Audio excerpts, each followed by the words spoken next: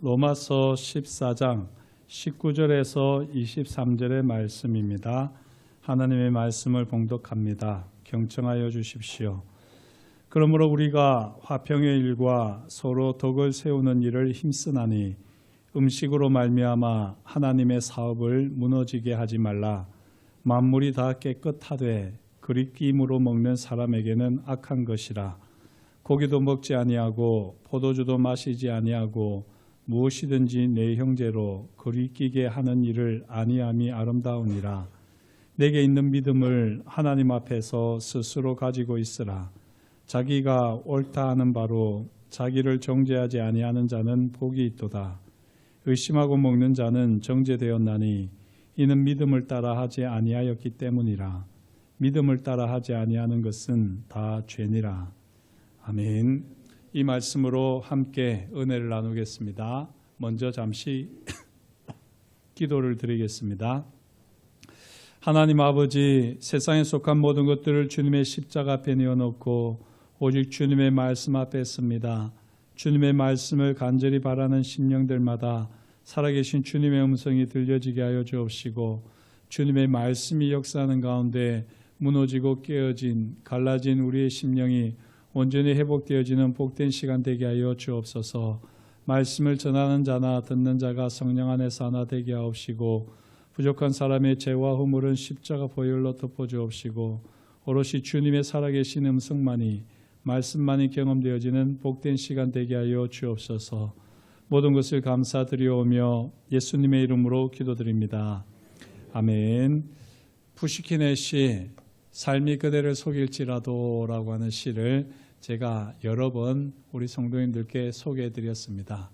오늘은 푸시킨의 시 삶이 그대를 속일지라도 라고 하는 이 시를 가지고 노래를 만든 곡을 소개하려고 합니다. 김효근 님이 만드신 삶이 그대를 속일지라도 라는 노래인데요. 저는 개인적으로 이혜원 님이 부른 노래를 즐겨 듣습니다. 참 감동적인데 꼭 유튜브에서 찾아서 들어보시면 좋을 것 같습니다. 제가 한번 부르려고 했는데 이게 워낙 좋은 곡이다 보니까 제가 부르기는 어렵고 가사만 부르는 심정으로 제가 한번 이렇게 읽어보겠습니다. 삶이 그대를 속일지라도 슬퍼하거나 화내지 마. 슬픈 날들을 참고 견디면 즐거운 날들 오리니. 세상이 그대를 버릴지라도 슬퍼하거나 화내지 마. 힘든 날들을 참고 견디면 기쁨의 날 꼭 올 거야. 마음은 미래를 꿈꾸니 슬픈 오늘은 곧 지나버리네. 걱정 근심 모두 사라지고 내일은 기쁨의 날 맞으라. 삶이 그대를 참아 속일지라도 슬퍼하거나 화내지 마. 절망의 날 그대 참고 견디면 기쁨의 날 꼭 올 거야. 참 들어보시면 훨씬 더 위로가 되는 노래입니다. 열심히 살아온 인생이라고 생각했는데 어느 날 문득 아무것도 남은 게 없는 것처럼 여겨질 때가 있습니다. 무엇을 위해서, 무엇을 바라서 그토록 힘겹게 살았었나라는 마음이 들 때가 있지요. 걷잡을 수 없는 감정이 마음속에서 소용돌이 칠 때, 그때 이 노래는 참 위로를 줍니다. 하지만요, 죄송한 말씀이지만 거기까지입니다. 막연한 희망으로 미래를 꿈꾸며 오늘을 흘려보내기에는 막막하기만 합니다. 우리는 혼란과 갈등의 시대를 살고 있습니다. AI 시대를 맞이한 사회는 발빠르게 변해가고 있고요. 이 가치관은 점점 더욱더 상대화되고 있습니다. 무엇이 옳고 그른지, 무엇을 따라야 할지 정말 헷갈리는 시대입니다. 신앙의 영역에서도 예외가 아닙니다. 어떤 사람은 주일에 일을 해도 된다라고 주장하고요. 또 어떤 사람은 주일에는 절대로 일을 해서는 안 된다라고 주장하기도 합니다. 심지어 어떤 교회는요, 술과 담배를 용납합니다. 그런 교회가 있나 싶을 텐데요. 재직회를 하면서 담배 피고 술 마시고 그런 교회도 있습니다. 실제로.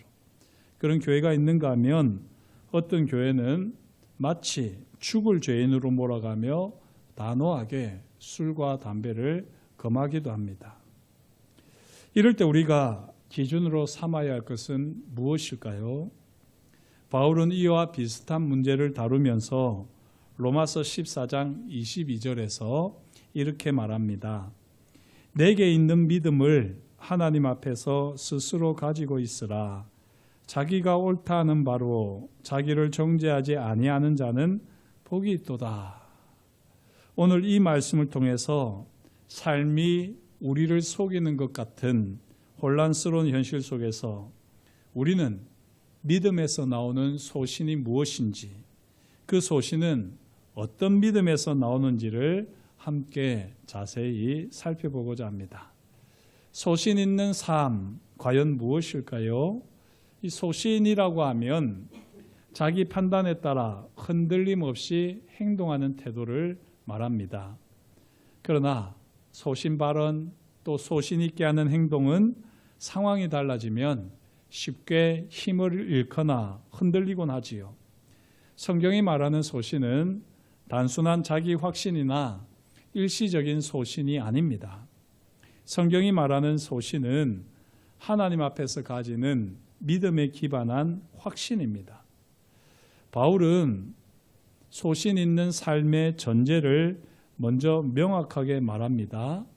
내게 있는 믿음을 하나님 앞에서 가지고 있어라. 하나님 앞에서 자신의 믿음을 가진 사람이 진정으로 소신 있는 삶을 살아갑니다. 오늘날 많은 사람들이 자기 생각, 자기 주장을 소신이라 말하지요. 그러나 복음 안에서의 소신은 하나님께서 주권자이심을 인정하고 하나님의 말씀에 순종하고자 하는 양심의 결단입니다. 믿음 없는 소신은 위험한 죄일 뿐이고요. 믿음 있는 소신은 복된 것입니다. 이걸 오늘 말씀이 우리에게 잘 보여줍니다. 로마서 14장 23절 후반절을 보면 바울은 이렇게 말합니다. 믿음을 따라하지 아니하는 것은 다 죄니라. 한 번 더 제가 해볼까요? 믿음을 따라하지 않는 것은 다 죄니라. 모두 다 죄라는 겁니다. 우리의 행동과 선택이 믿음에서 비롯되지 않으면 그것이 무엇이든 죄라고 경고합니다. 왜 믿음을 따라하지 않는 모든 행동은 죄일까요? 왜냐하면 믿음을 따라하지 않는 행동은 하나님과의 관계에서 벗어난 자기 주도적인 선택이기 때문입니다. 자기 주도적인 선택이 그다지 문제일까 싶은데요. 우리가 하나님 앞에서 확신을 가지고 행하지 않으면 우리의 행동은 자기 중심적일 수밖에 없고 결국 하나님의 뜻을 무시하는 결과로 이어지기 때문입니다. 바울은 이미 복음을 진술하면서 로마서 3장 23절에서 선언했습니다. 모든 사람이 죄를 범하였음에 하나님의 영광에 이르지 못하더니 모든 사람이 죄를 범했습니다. 그 결과 하나님의 영광에 이르지 못하는 죄인이 되었습니다. 죄인인 우리가 믿음을 따라하지 아니하는 모든 것은 죄일 뿐이지요. 여기서 우리가 하나님의 뜻을 분별하는 믿음을 가지고 그 믿음에 따라 소신 있게 살아가는 것이 얼마나 중요한지 다시금 깨닫게 됩니다. 저와 여러분들이 믿음을 따라 소신 있게 살아가는 하나님의 사람들이 될 수 있기를 주의 이름으로 축복합니다. 그렇다면 어떻게 우리가 믿음에서 나오는 소신을 가질 수 있겠습니까? 행동하는 모든 것이 죄가 되지 않게 하는 이 믿음은 과연 무엇이겠습니까? 단순히 예수님을 구세주로 믿는다 하는 이 고백이면 충분할까요? 예수님의 십자가면 충분하다. 십자가 은혜면 모든 것이 끝이다. 제가 설교 때 했던 말이기도 합니다. 틀린 말은 아닙니다. 하지만요, 흔들림 없는 소신을 불러일으키기에는 너무나도 단순하고 순진한 믿음입니다. 그게 어떻단 말인가? 예수님의 십자가 어떻게 충분하단 말인가? 예수님의 십자가 은혜면 어떻게 모든 것이 끝이란 말인가? 라고 할 때에는 거기에 우리가 더 자세히 알아야 되는 진리가 있습니다. 자기가 옳다는 바로 자기가 옳다는 바로 이게 소신이죠. 자기가 옳다는 바, 이 소신으로 자기를 정죄하지 않는 이 흔들림 없는 소신을 위해서 구체적으로 세 가지 믿음이 있어야 합니다. 바울은 이미 이 세 가지 믿음을요, 로마서 9장에서 11장까지 신학적으로 잘 정리를 했습니다. 오늘 설교 말씀은 이미 지난주, 지지난주 몇 주째 반복하는 내용이라고 할 수 있습니다. 자, 믿음에서 나오는 소신을 가지려고 할 때 소신을 불러일으키는 믿음은 무엇이냐? 첫째, 하나님의 절대 주권을 믿어야 합니다. 하나님의 절대 주권은 소신의 근거가 됩니다. 우리가 무엇에 근거를 두고 소신을 가질 것이냐? 다른 것에서 근거를 삼아서 우리가 소신을 펼치게 되면요, 언제나 흔들리기 마련입니다. 우리의 지식, 우리의 경험, 우리가 믿고 있는 바, 그 어떤 것이라도 결국에는 부끄러운 소신이 되고 말 겁니다. 우리의 소신의 근거는 하나님의 절대 주권이어야 합니다. 로마서 9장은 하나님이 절대 주권을 가지신 분이심을 분명하게 보여주지요. 누구를 긍휼히 여기실 수도 있고 누구를 강팍하게도 하실 수 있는 분이십니다. 하나님은 토기장이처럼 우리의 인생과 환경, 심지어는 우리의 판단에도 주권자이십니다. 하나님의 절대 주권을 믿음으로 고백할 때 우리는 내 판단이나 내 생각이 절대적이지 않다 하는 겸손한 소신을 가질 수 있습니다. 이때 우리는 진정한 자유를 누리기 시작합니다. 바울은 에베소서 5장 18절에서 술 취하지 말라 경고했습니다. 그런데 바울은요, 비위가 약한 디모데에게 포도주를 조금씩 쓰라라고 디모데전서 5장 23절에 권합니다. 한 곳에서는 술 취하지 말라라고 말해놓고는 또 디모데에게는 비위가 약하니 조금씩 포도주를 마시라 말을 하다니요. 이 둘은 어떻게 조화를 이룰 수 있겠습니까? 술을 마시되 취하지 않으면 된다. 저도 이렇게 배웠었고 이렇게 가르친 적도 있습니다만 술 취하지 말라는 말은 말 그대로 술을 마시지 말라는 말입니다. 그런데 이 기준을 가지고요, 예수님을 보면 참 이해하기가 어렵습니다. 예수님께서 이 땅에서 공생애를 시작하시면서 제일 먼저 하셨던 사역이 무엇인지 기억하십니까? 가나 혼인잔치에서 물로 포도주를 만든 사건입니다. 어떻게 예수님께서 물로 포도주를 만드실 수 있단 말입니까? 포도주가 떨어졌으면 이제 그만 마시세요 라고 말해야 될 것 아닙니까? 그런데 예수님께서는 물로 포도주를 만드셔서 혼인잔치에 있는 손님들이 흥청망청 술에 취하게 하셨습니다. 이게 과연 납득이나 되는 말입니까? 혼인잔치에서 포도주가 떨어지는 것은 당시에는 대단한 치욕거리였습니다. 주인이 혼인잔치를 제대로 준비하지 않은 꼴이지요. 그러다 보니 예수님의 어머니 마리아는 예수님께 포도주가 떨어졌다라고 알려주고는요, 하인들에게 무엇이든지 시키는 대로 하라, 그렇게 이야기를 했습니다. 그리고 주님께서는 물로 포도주를 만드셨습니다. 아무리 혼인잔치에 포도주가 중요한 역할을 한다고 하지만 술 취하지 말라 하는 이 말씀의 기준을 놓고 보면 주님의 행동은 납득하기 힘듭니다. 그렇다고 우리가 주님께 따지고 묻겠습니까? 주님, 성경에 술 취하지 말라고 하셔놓고는 왜 우리가 그 가나 혼인잔치에서는 술 취하도록 물로 포도주를 만드셨습니까? 라고 우리가 따지고 묻겠느냐고요. 당시의 바리새인들이 그들이 가지고 있는 얄팍한 기준을 가지고 그들의 흔들리는 율법을 가지고 예수님을 평가했습니다. 그리고는 예수님을 죄인과 세리의 친구라고 여기고는요, 십자가에 못 박는 것을 당연하게 여기지 않았겠습니까? 사랑하는 성도 여러분, 우리가 취할 행동은요, 하나님의 절대 주권을 인정하고 우리가 이해하지 못하는 영역이 있음을 항상 고백할 줄 알아야 합니다. 우리가 어떻게 이 세상 모든 것들을 선과 악으로 구분할 수 있겠습니까? 선과 악으로 구분하려고 하는 이 기준 자체가 언제나 흔들릴 수 있다. 오직 하나님 한 분만이 선과 악을 제대로 구분할 수 있다라고 고백하면서요, 저와 여러분들은 수많은 상황들 속에서 하나님의 절대 주권을 인정하고 고백하는 삶이 될 수 있기를 축복합니다.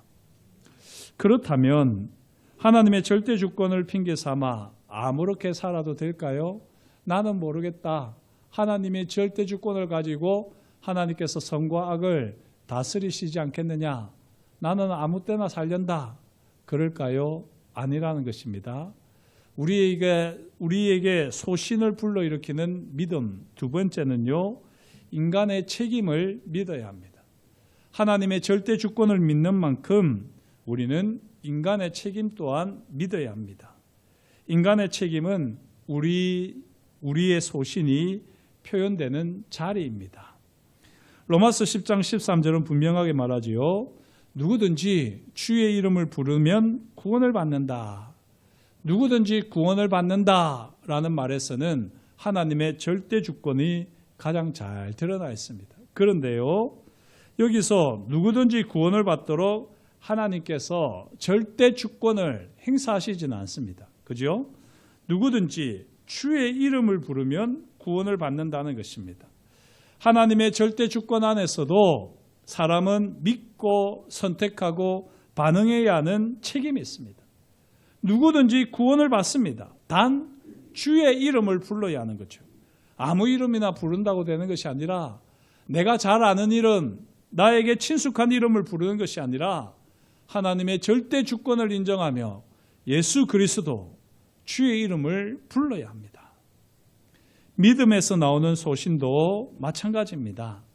하나님께서 모든 일을 마음대로 하실 수 있는 절대 주권자이시지만 우리는 하나님 앞에서 행동과 선택에 책임을 져야 합니다.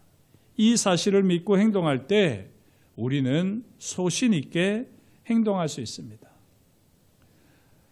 어느 싱글맘이 주일마다 편의점에서 일을 합니다. 아이들을 먹여 살리기 위해서는 일요일 오전 근무를 피할 수가 없었던 거지요.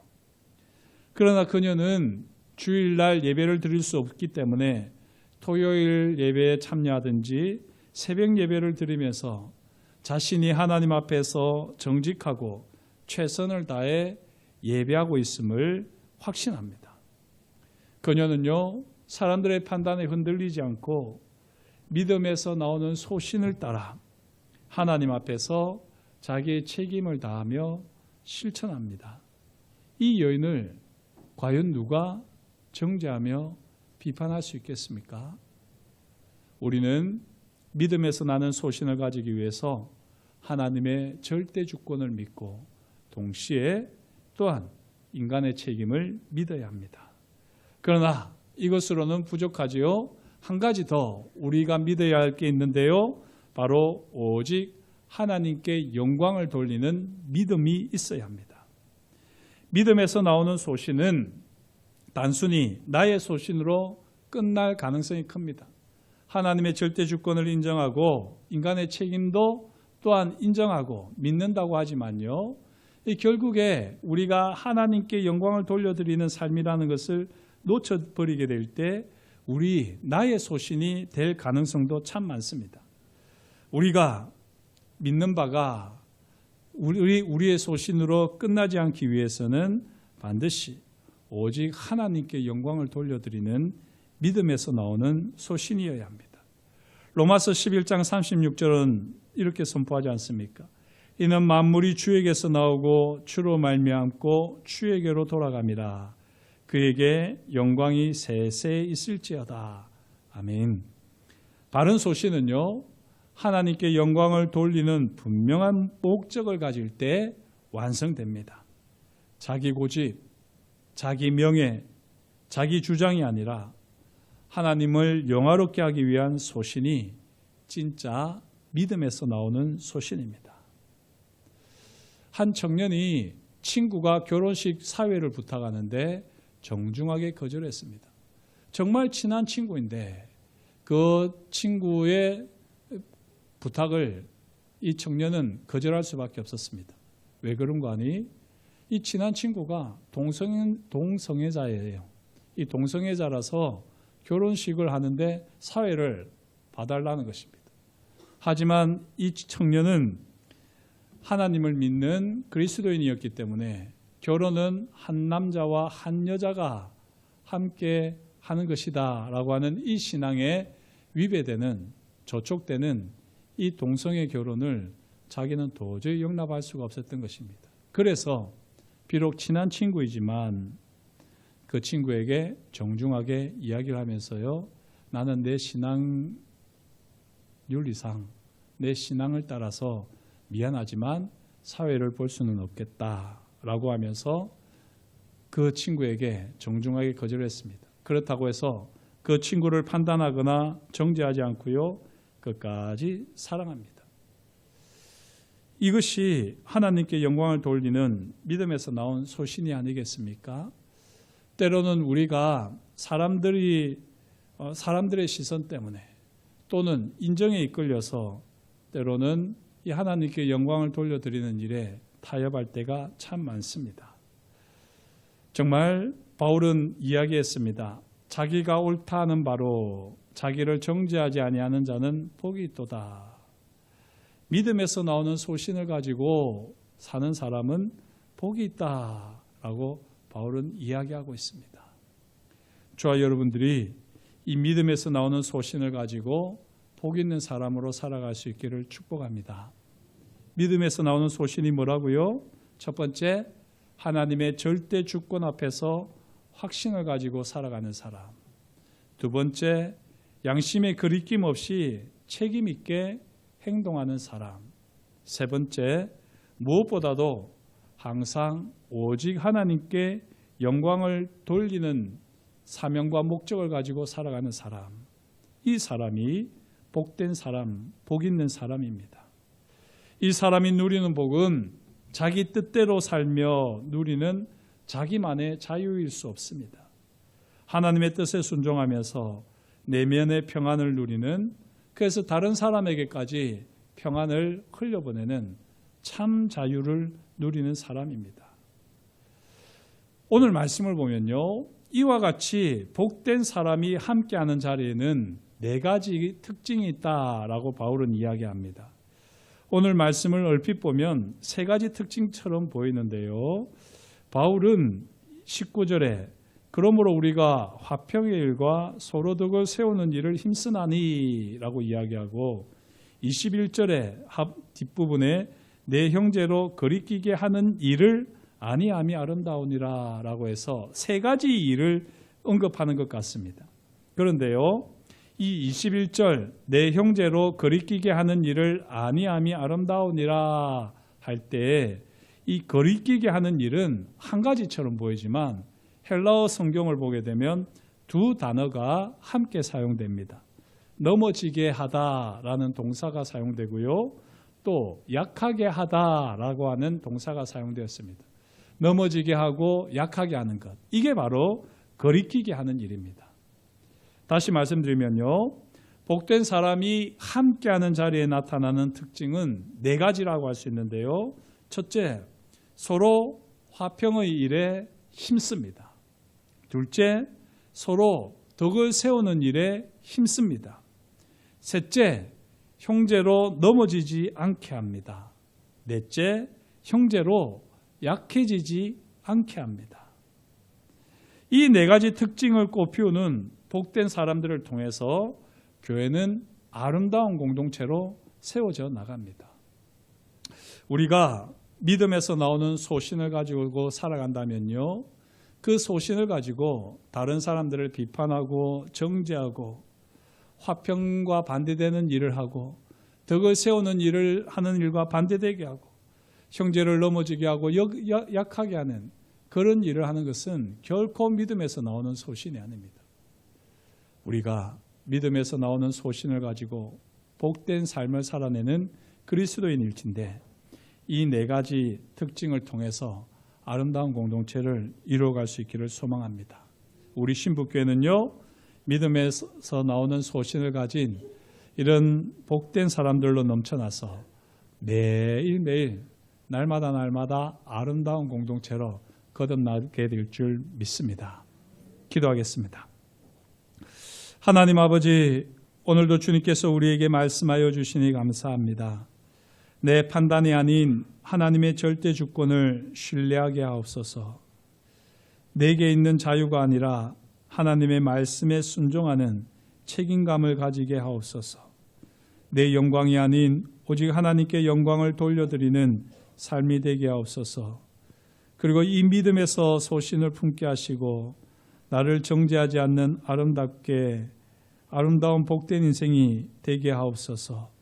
하나님 아버지께서 그렇게 우리를 복된 사람으로 다듬어 가시고 그렇게 우리 교회를 아름다운 공동체로 다듬어 가실 줄을 믿사옵나니 더욱더 믿음에서 나오는 소신을 하나님 아버지 가지게 하여 주옵소서. 그렇게 하실 것을 인하여 감사를 드리며 예수님의 이름으로 기도드립니다. 아멘.